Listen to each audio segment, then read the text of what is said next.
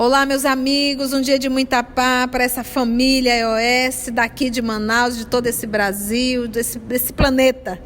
É um processo realmente, é uma alegria estarmos juntos e agora estudando a obra Revista Espírita, que nós estamos estudando, já estamos no mês de fevereiro de 1860, hoje exatamente 12 de julho de 2021. Então, rogamos que a espiritualidade amiga, que Deus, nosso Pai, Jesus, o amor de nossa vida, possa conduzir as meninas para que possamos sentir, mergulhar nas lições da obra Revista Espírita.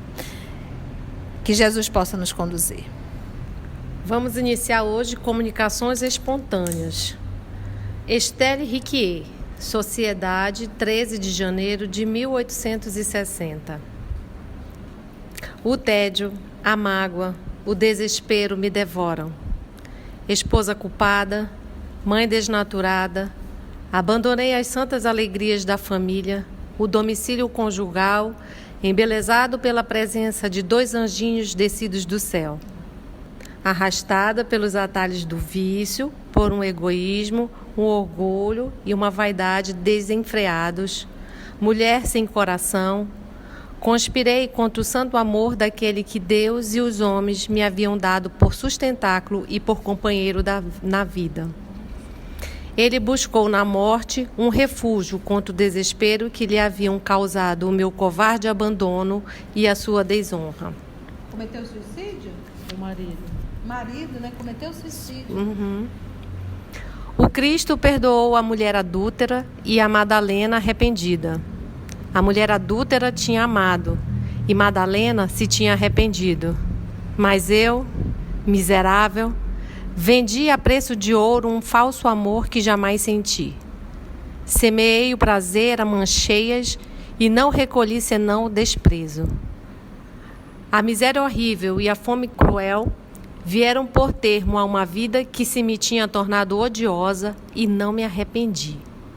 Miserável e infame, muitas vezes empreguei, com fatal sucesso, infelizmente, minha infernal influência como espírito, impelindo ao vício pobres mulheres que via virtuosas e gozando a felicidade que eu havia esmagado com os pés. Perdoar-me-á Deus algum dia? Talvez, se o desprezo que ele vos inspira não vos impedir de orar pela infeliz Estelle Riquier. Interessante, né? E olha aí a lucidez dela que ela coloca. A mulher adúltera tinha amado e Madalena se tinha arrependido. Porque existe uma confusão muito grande. As pessoas confundem a mulher adúltera com Madalena e são 2 personagens diferentes, tá? Desculpa. E uma coisa que ela fala, que ela não se arrependia, que isso é muito importante. Casada, 2 filhos, né? Ela gostava das paixões e, como ela diz, do ouro, e ela diz, não me arrependi. E ainda tinha vingança, né? De perseguir as outras que estavam felizes nos seus casamentos, e ela perseguia, né?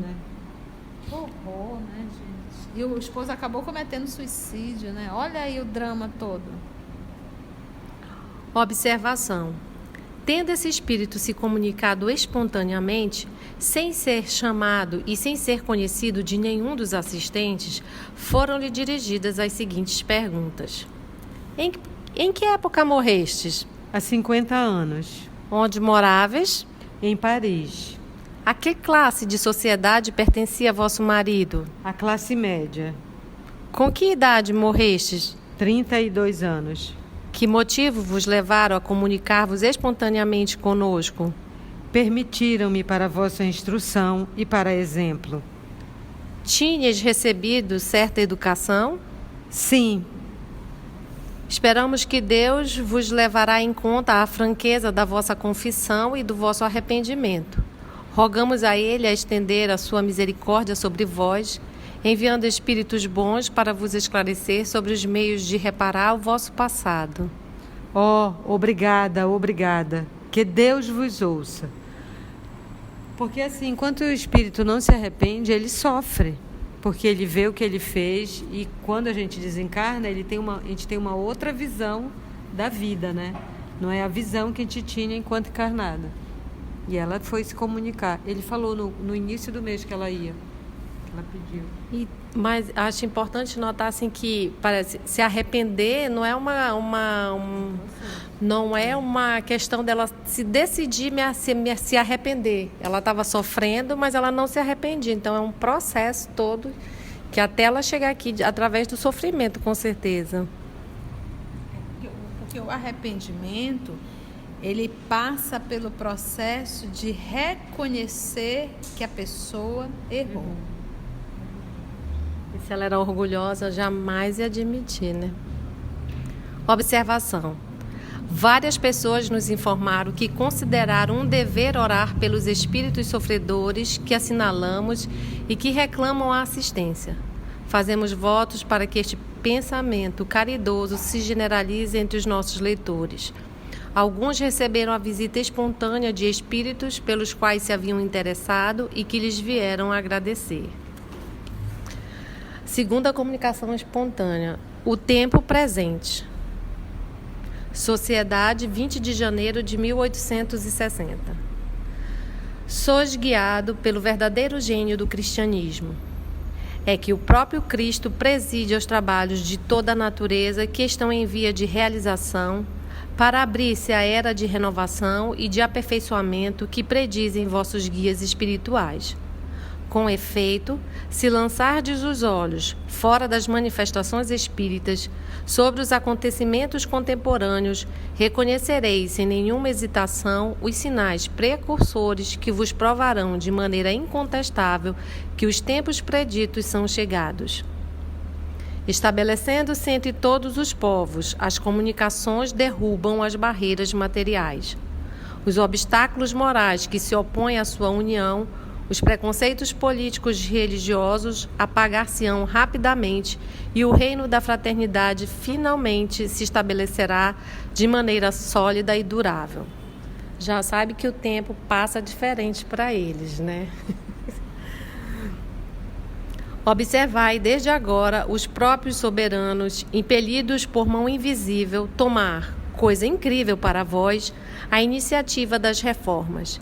E as reformas que espontaneamente partem do alto são muito mais rápidas e duradouras do que as que procedem de baixo e são arrancadas à força. Apesar dos preconceitos da infância e da educação, em que pese o culto da saudade, pressenti a época atual. Estou feliz por isto e mais feliz ainda por vir dizer-vos: irmãos, coragem, trabalhai por vós e pelo futuro dos vossos. Trabalhai, sobretudo, por vosso melhoramento pessoal e fruireis, na vossa próxima existência, de uma felicidade que vos é tão difícil imaginar quanto a mim de vô-la fazer compreender. Chateaubriand. Agora, olha só que interessante. 20 de janeiro, ele diz assim, ó: sois guiados pelo verdadeiro gênio do cristianismo. É que o próprio Cristo preside aos trabalhos de toda a natureza que estão em via de realização. Então, você vê aqui, olha, 1860. Nós estamos falando do século XIX. Isso aqui é fichinha, 200 anos. Isso aqui não é nada. Então, a gente fala que o período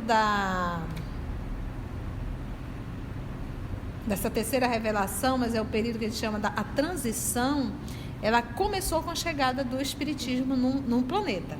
Ali começou esse período da transição. Esse período da transição, porque o processo, nós estamos no planeta de Nós passamos pelo primitivo, estamos num planeta de provas e expiações, a caminho de regeneração. Então, o período da transição entre provas e expiações e regeneração começou no século XIX, com a chegada do Consolador prometido. E aí nós teremos aí alguns séculos. É como uma era, né? Uma nova era. É uma nova era.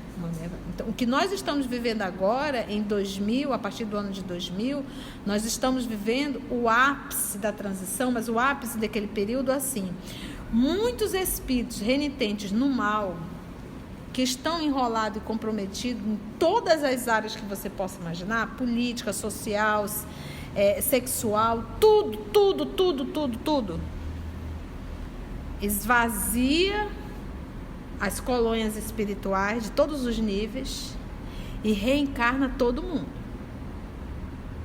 Então, hoje, o grupo realmente bem enrolado com esse processo da evolução, esse grupo está na Terra, estão encarnados. Como sua última oportunidade. Então, por isso que nós estamos vivendo, a gente olha assim e diz, meu Deus, os valores estão totalmente invertidos. Meu Deus, parece assim que as pessoas se perderam. Então você vê, hoje nós estamos vivendo um desafio muito grande em relação a Deus. Desafio. As pessoas menosprezam Deus, desafiam, como se não devesse temer a Deus. E esse temer que a gente fala não é temer de ter medo, é temer a sua justiça. Porque nós sabemos que nós vamos responder. Eu costumo dizer que esse processo que nós estamos vivendo da pandemia, que nós vivemos um ápice da pandemia, em que todos os dias alguém desencarnou, alguém nosso conhecido, alguém nosso próximo, alguém nosso que estava muito bem. E aqui, nesse momento, nós tivemos uma pálida ideia que nós não somos tudo aquilo que nós achamos que somos. Que nós não somos detentores de nenhum poder. E que a vida não nos pertence, a vida pertence a Deus. Ele dá e Ele tira a hora que Ele quiser. As meninas que estão mais próximas aqui sabem, eu tenho vivido uma experiência que para mim foi muito significativa. O meu tio teve Covid, 70% dos pulmões comprometidos. Ele não sabia, viemos saber depois, ele já estava com câncer, com metástase óssea e conseguiu se recuperar sem se internar.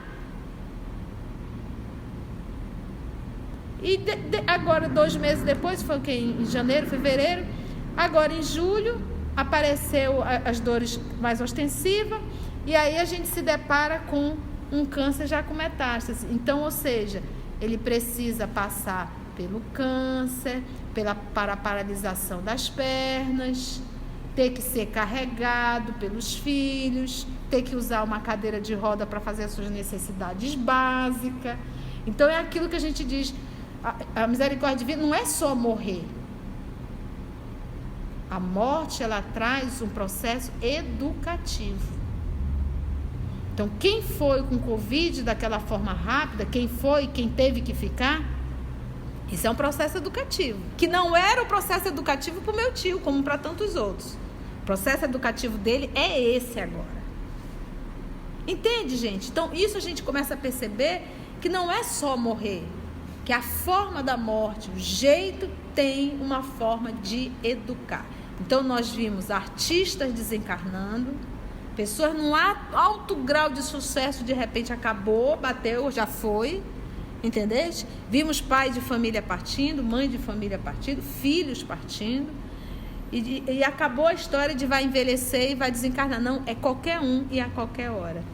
Então hoje nós vivemos realmente esse ápice. Isso vão ficar, essas lições vão ficar. Isso faz parte do nosso burilamento. Tem uma programação também, né? Tudo, meu filho, tudo. Imagina quando a gente... Não existe. Deus. Essa mensagem é assinada por Chateaubriand, que é François René Auguste de Chateaubriand. Nasceu em 4 de setembro de 1768 e desencarnou em 4 de julho de 1848, aos 79 anos. Pera lá, desculpa. Ele nasceu em quando? 4 de setembro de 1768. e desencarnou em 4/7 de 1848, aos 79 anos. Em Paris. Francês, escritor, ensaísta, diplomata e político francês, que se imortalizou pela sua magnífica obra pré-romântica. Ele escreveu muitas obras. Eu separei uma frase dele que ele diz assim: as ciências explicam tudo para a inteligência e nada para o coração. Que agora ele, como espírito, vem trazer ideias para o coração. A ciência explica tudo Para a inteligência e nada para o coração. Porque ele fala na mensagem que, assim, no século XIX, houve um boom da ciência, né? A teoria do Darwin, as teorias que vão fazendo de ciência, o raio-x, a grande descoberta da química, os elementos químicos, né? E ele fala, né? Se você vê fora... E uma outra coisa também que acontece nesse período, nós estamos em 1860, e ele diz que é rápido, que o próprio Cristo vai estar presidindo, mais de 9 anos e toda a codificação já vai estar pronta. Aqui, nessa época, só está ainda o Livro dos Espíritos e aquele do que é o Espiritismo, só, e a revista. Então, em 9 anos, o alicerce já vai estar todo lançado. Os sinos, terceira comunicação, obtida pelo Sr. Pecher, 13 de janeiro de 1860. Podes dizer-me por que sempre gostei de ouvir o som dos sinos? É que a alma do homem que pensa e sofre busca sempre se desprender quando experimenta essa felicidade muda que em nós desperta vagas lembranças de uma vida passada. É que tal som é uma tradução da palavra do Cristo que vibra no ar há 18 séculos. É a voz da esperança. Quantos corações consolou, quanta força deu à humanidade crente. Essa voz divina apavorou os grandes da época. Eles a temeram, porque a verdade que haviam abafado os fez tremer. O Cristo a mostrava a todos. Mataram o Cristo, mas não a ideia. Sua palavra sagrada tinha sido compreendida. Era imortal e, no entanto, quantas vezes a dúvida se insinuou em vossos corações? Quantas vezes o homem acusou a Deus de ser injusto? Exclamava: meu Deus, que fiz eu? A desgraça marcou-me no berço?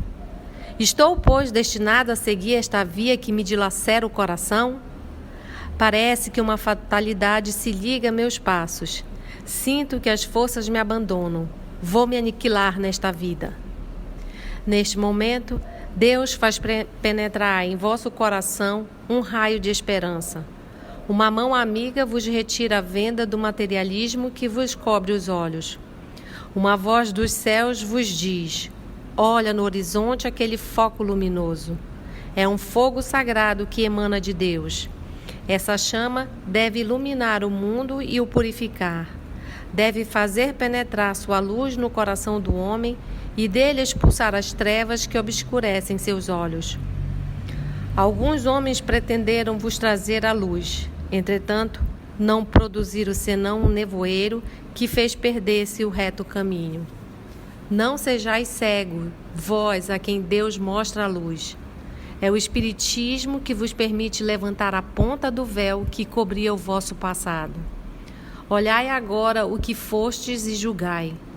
Curvai a cabeça ante a justiça do Criador.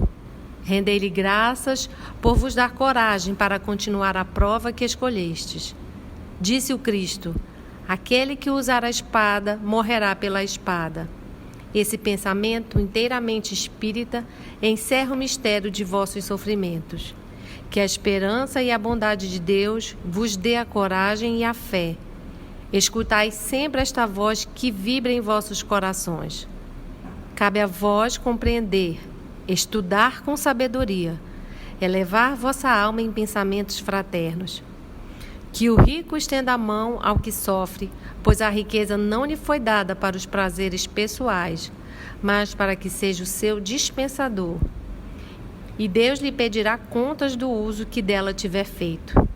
A única riqueza que Deus reconhece são as vossas virtudes. A única que levareis ao deixar este mundo. Deixai falar estes pretensos sábios que vos chamam de loucos. Amanhã, quem sabe, talvez vos peçam para orar por eles, pois Deus os julgará. Tua filha que te ama e ora por ti. É bem interessante esse levantar de véus que a doutrina esclarece e consola, né? Que a gente vê que não há um sofrimento em vão, não somos punidos, apenas, como ele disse, né? E o Chateaubriand, né? Nós somos amanhã o que fizermos de nós hoje. Na vida que vem para frente, que nunca se acaba, nós seremos o que fizermos dela aqui. Então isso consola, e eu vi uma frase no Ceifa de Luz que é assim: a possibilidade nasce de Deus e o trabalho vem de nós. Então o trabalho, todas as oportunidades estão aí. E o que eu faço, o trabalho que eu produzo vai depender de mim, aonde eu estiver. E eu melhoro, e essa frase do Chico é fantástica, eu acho que consolou todo mundo, né? Ninguém pode voltar e fazer um novo começo, mas todo mundo pode continuar e fazer um final diferente.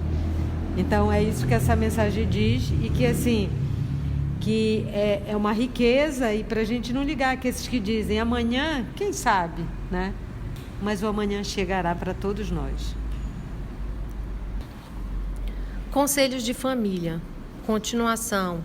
Vê o número de janeiro, lido na Sociedade a 20 de janeiro de 1860. São um espírito que dá conselhos para os seus familiares em 5 sessões. Em 5 sessões ele dá conselhos. E conselhos assim, copiei todos os conselhos. Estudai, coragem, só pratique o bem. Então, só conselhos que o Allan Kardec diz. É um espírito superior, um espírito do bem. Meus caros filhos, em minhas instruções precedentes, aconselhei-vos a calma e a coragem. Entretanto, nem todos as mostrais quanto deveríeis. Pensai que o lamento jamais acalma a dor. Ao contrário, esta tende a aumentar. Um bom conselho, uma boa palavra, um sorriso, um simples gesto dão força e coragem. Uma lágrima amolece o coração em vez de endurecê-lo. Chorai, se a isso vos impele o coração, preferencialmente nos momentos de solidão e não em presença dos que necessitam de toda a sua força e de toda a sua energia. Que lindinho isso. Eu só me lembro de uma frase do Chico que ele diz: o espírita chora escondido, lava seu rosto e vai atender a multidão sorrindo. Eu não sei bem se é do Chico ou se é de Amanda, mas é muito lindinha, né? E ele muitas vezes chorou. E como? E nós também, né? E não em presença dos que necessitam de toda a sua força e de toda a sua energia, que uma lágrima ou um suspiro podem diminuir ou enfraquecer. Todos necessitamos de encorajamento, e nada é mais propício a nos encorajar que uma voz amiga, um olhar benevolente, uma palavra vinda do coração. Quando vos aconselhei a vos reunirdes, não foi para que reunisseis vossas lágrimas e amarguras. Não era para vos excitar a prece, que não prova senão uma boa intenção, mas sim para que unisseis vossos pensamentos, vossos esforços mútuos e coletivos, para que mutuamente vos desseis bons conselhos e procurasseis em comunhão, não o meio de vos entristecer, mas a marcha a seguir para vencer os obstáculos que se apresentam diante de vós. Em vão, o infeliz que não tem pão se lançará de joelhos para rogar a Deus o alimento que não cairá do céu. Que ele trabalhe e por pouco obtenha, isso valerá mais do que todas as suas preces. A prece mais agradável a Deus é o trabalho útil, seja qual for. Eu o repito, a prece prova uma boa intenção, um bom sentimento, mas não pode produzir senão um efeito moral, desde que é toda moral. É excelente como um consolo da alma, porquanto a alma que ora sinceramente encontra na prece um alívio às suas dores morais. Fora destes efeitos e dos que decorrem da prece, como já vos expliquei em outras instruções, nada espereis, pois sereis iludidos em vossa esperança. Segui, pois, exatamente os meus conselhos. Não vos contenteis em pedir a Deus que vos ajude. Ajudai-vos a vós mesmos, porque assim provareis a sinceridade de vossa prece. Seria muito cômodo, na verdade, que bastasse pedir uma coisa nas preces para que ela vos fosse concedida. Seria o maior estímulo à preguiça e à negligência das boas ações. Eu poderia estender-me ainda mais a este respeito, mas seria demasiado para vós. Vosso estado de adiantamento não o comporta. Meditai sobre esta instrução, como sobre as precedentes. Elas são suscetíveis de ocupar por muito tempo vossos espíritos, pois contém em germe tudo quanto vos será desvendado no futuro. Segui meus conselhos anteriores. Nota do tradutor. O espírito que ditou a mensagem não declinou o nome. Em nenhuma mensagem ele declinou o nome, nem nas anteriores. Mas uma coisa interessante que ele começa aqui, que ele diz: pensai que o lamento jamais acalma a dor. Quando estiver no sofrimento, nas provas, deixar de queixas e de reclamações, que elas são improdutivas. E parece um momento que ele fala que não é para a prece, né? Mas ele diz assim, que é para unir os pensamentos, mas para fazer os esforços. Não adianta só a prece e não fazer o esforço, né? O trabalho constante. No Consolador, o Emmanuel fala muito. Trabalho constante, esforço, perseverança.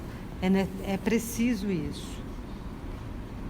E também do conselho de se reunir para ter força, para juntar as ideias boas, para dar coragem uns aos outros, e não para se lamentar, chorar, as mágoas, fazer o coitadinho, né? E assim encerramos o estudo de hoje e também o mês de fevereiro de 1860. Agradecemos aos amigos espirituais pela inspiração, por toda a ajuda, e a Jesus que nos deu essa oportunidade. Até nosso próximo estudo, se Deus assim permitir.